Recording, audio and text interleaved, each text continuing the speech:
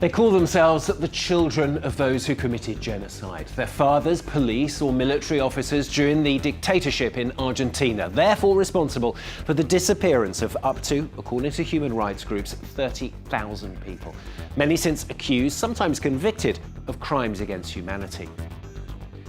The military junta, which called itself the National Reorganization Process, seized power in a coup as the Perón dynasty came to an end in 1976. They launched a so-called dirty war. Thousands of people killed, mostly just for being suspected left-wing sympathizers.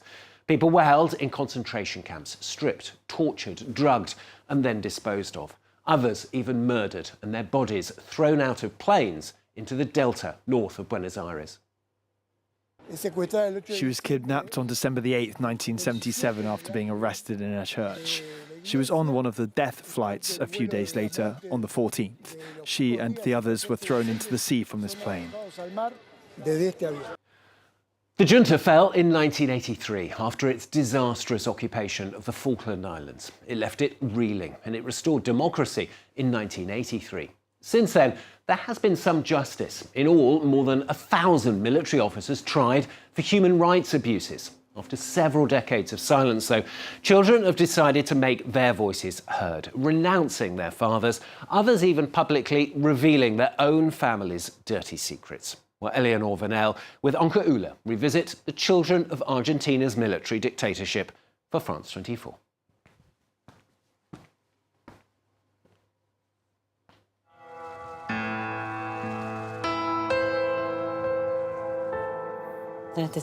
Here at this memorial site near the river, I can't help but think about what happened.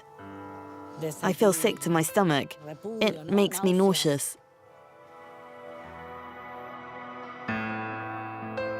At Memory Park in Buenos Aires, on these concrete walls, are the names of thousands of Argentinians who disappeared during the military dictatorship. On so-called death flights at the end of the 1970s, political opponents were drugged and thrown from airplanes into the bay outside the capital, where they met a watery grave. It happened when I was 4 to 10 years old, so I was very young. Information was hard to come by. That's why these spaces help to reconstruct this history, which is so sinister, so tragic. Most of the bodies were never found. Human rights groups estimate around 30,000 people disappeared. Argentina's dark past still causes pain and suffering for the families and descendants of victims, but also for those on the other side, those whose families were on the wrong side of history. I'm the daughter of one of the pilots of the death flights. Since I learned what my father did, I consider myself his ex-daughter because I'll no longer allow him to be my father. Florencia Lancé grew up in an affluent neighborhood in the capital, unaware of the violence taking place at the time. Each year, her father would throw her a birthday party at the military camp where he worked. The space was set up for a children's party with balloons. Everything you'd normally see at a party. Except the place we were celebrating the birthday at was a concentration camp, just a few meters from the runway where the death flights took off. Everything changed when she turned 11, when a friend told her he wasn't coming to her birthday party. He told me he couldn't make it because in the place where I had my birthday parties, people were being murdered. That was a huge shock for me. I never got over it. Right after, I asked my father to explain, and he didn't deny it. He said he was a military officer trained to serve the dictatorship. Florencia was just a child. It took her years to grasp the gravity of her father's confession. On her 18th birthday, she cut off contact with him. The next time she had news of her father was 25 years later, during his trial, when he was sentenced to life in prison. It's just impossible for me to accept what he did, to accept that this is the same person I loved, who I played with, laughed with. to comprehend that right after that same night, when he left home, he flew a plane that would throw people to their deaths in the sea or the river. It's impossible for me to forgive him. Florencia is speaking out now in order to help her country come to terms with its past. In Argentina, she's not the only child of the regime who wants to make her voice heard. Analia Kalinek started an organization that brings together the families of war criminals, who, like herself, have decided to cut ties with their family legacy. We're organizing ourselves precisely in order to defy this tradition. These orders that have always placed us in the public consciousness in the same ideological line as our criminal fathers. At the Buenos Aires Book Festival, Analia is reading a children's book written by a Chilean author, who drew inspiration from her personal story. It tells the tale of a family of wolves who find out their father is an assassin. It's a situation that's unspoken in our society, that we don't talk about, but that's recently emerged from the shadows. After the event, a young woman introduces herself to Analia. She says she's the granddaughter of a war criminal. She's also the granddaughter of an executioner. Yes, that's why. I heard her speak. So you stayed. I have many memories of my grandfather. It's very powerful. It's great that you came out to see us. Don't hesitate to reach out, okay? Analia's organization has more than 120 members across the country. But that number seems small, considering more than 1,000 Argentinians were found guilty of crimes against humanity. That's why public events like this one are crucial for breaking the still lingering taboo. Analia also wrote her own book about her relationship with her father, torturer of the regime. We believe that through our personal stories, we can encourage others to speak out. Very often, unintentionally, we submit to this code of silence because we don't want to cut ties with our family. But seeing that others have managed to do it, that opens up new possibilities and ways of thinking.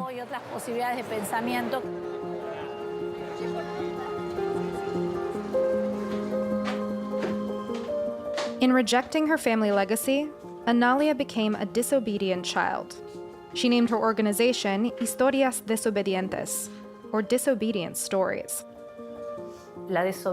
This disobedience occurs first with regards to family loyalty, that sense of duty that puts us in a position where we must give our unwavering support to our criminal fathers, and we're rejecting that.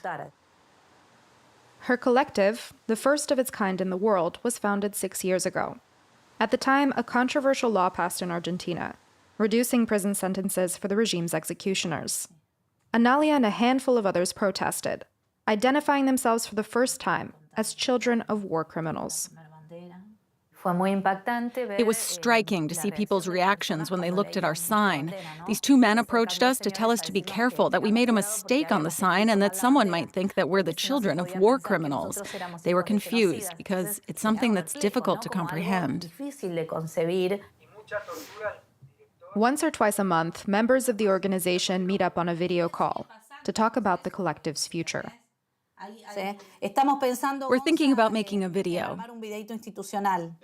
Oh, that would be great. A quick 2-minute thing that can serve as an introduction and that we can use on social media. Becoming part of a group helped these Argentinians emerge from their solitude. That's the case for Leonardo Miranda, who's been a member of Historias Desobedientes for 4 years. We traveled more than 1,000 kilometers to meet him in the city of Mendoza, northeast Argentina.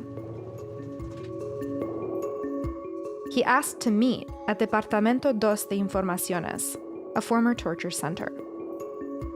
It was run by Leonardo's father during the dictatorship. At least 200 people were held prisoner here. Today it's become a memorial site. It's a very dismal place that gives off this energy that's very hard to handle. Leonardo spent 42 years of his life completely in the dark about what happened, until his father was arrested and tried for crimes against humanity in 2012. I went to nearly every hearing during the trial. I listened to all the testimonies and hoped that at some point he would be exonerated, that the documents, the testimonies, would prove that he had nothing to do with the whole process of disappearances, detention, homicide. But the exact opposite happened. It confirmed that there was no way he wasn't directly responsible for what happened. Leonardo was there when his father was sentenced to life in prison, a sentence he supports, despite pressure from his family. I was very misunderstood by my brothers and the other members of my family who can't accept that I would take the side of human rights and not that of my father. It was a betrayal to them.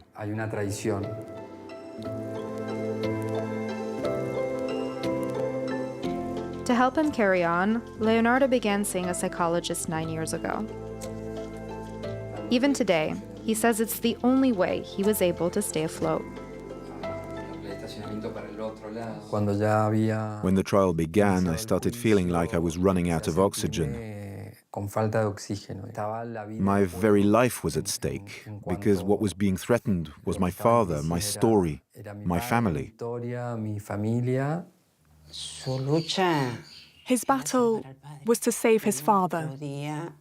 He couldn't comprehend how his passionate, happy father, with his music, his guitar, his friends, could have anything to do with this other person he was learning about. Leonardo remains torn between two images of his father, the executioner and the kind man who raised him. Every month he still visits his father. The former soldier is serving his sentence at home, a few kilometers away. Even today, when I'm 10 blocks away from my father's house, I still ask myself, will I go say hello to him or will I not? This contradiction is always present, and I'm certain it will continue until my father's death.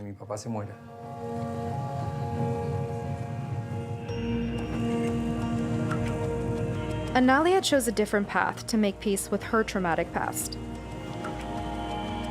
She began to meet with survivors of the dictatorship and families of victims. That's how Matias entered her life. How are you, Matias? Come give me a hug.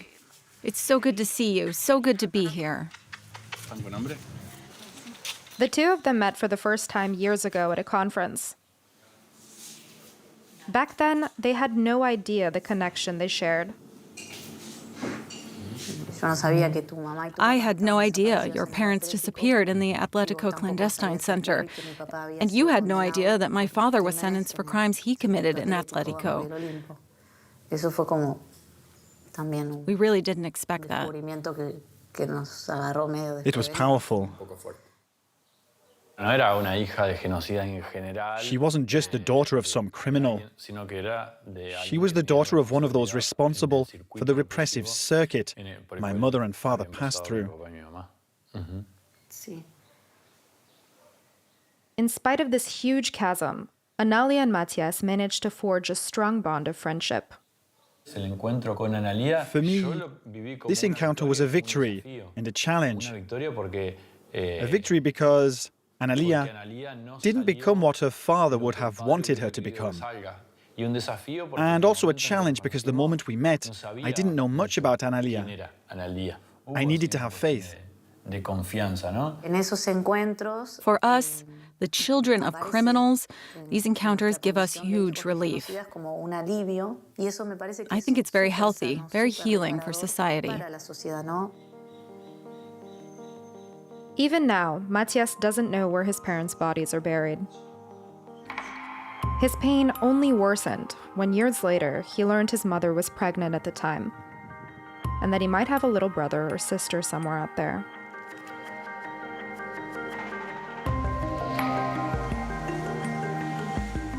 This year, Argentina is celebrating 40 years of democracy, and the scars of the past are still visible across the country, even on stage.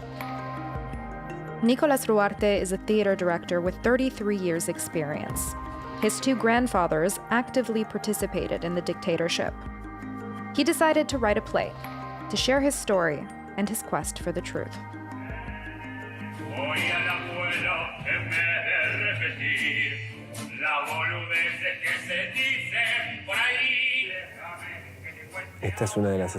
This is one of the scenes that touches me the most. I wrote all the words because it's a synthesis of different moments in my life, conversations with my grandfather, his point of view on the truth and the dictatorship.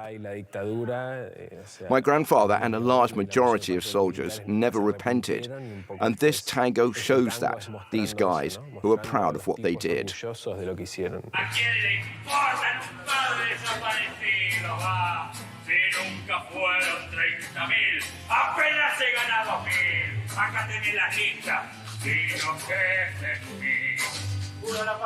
His choice to speak out through art is a way to lighten the burden of his family legacy. But it's also a way to keep the dictatorship's ideology from making a comeback. Silence benefits those in power, the military, and the best thing we can do is to talk about these things, continue to bring up the past, and tell these stories from as many points of view as possible.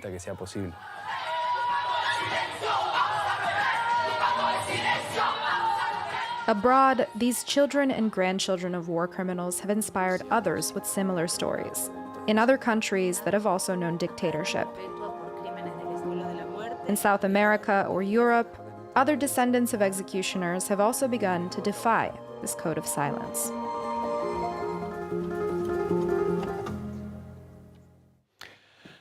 Eleanor Vanel with Onka revisiting the children of Argentina's military dictatorship for France 24. Well, that's all from this week's edition. Don't forget you can catch it and the previous editions as well on our website. That's at france24.com. More news coming up very shortly. Thanks for watching.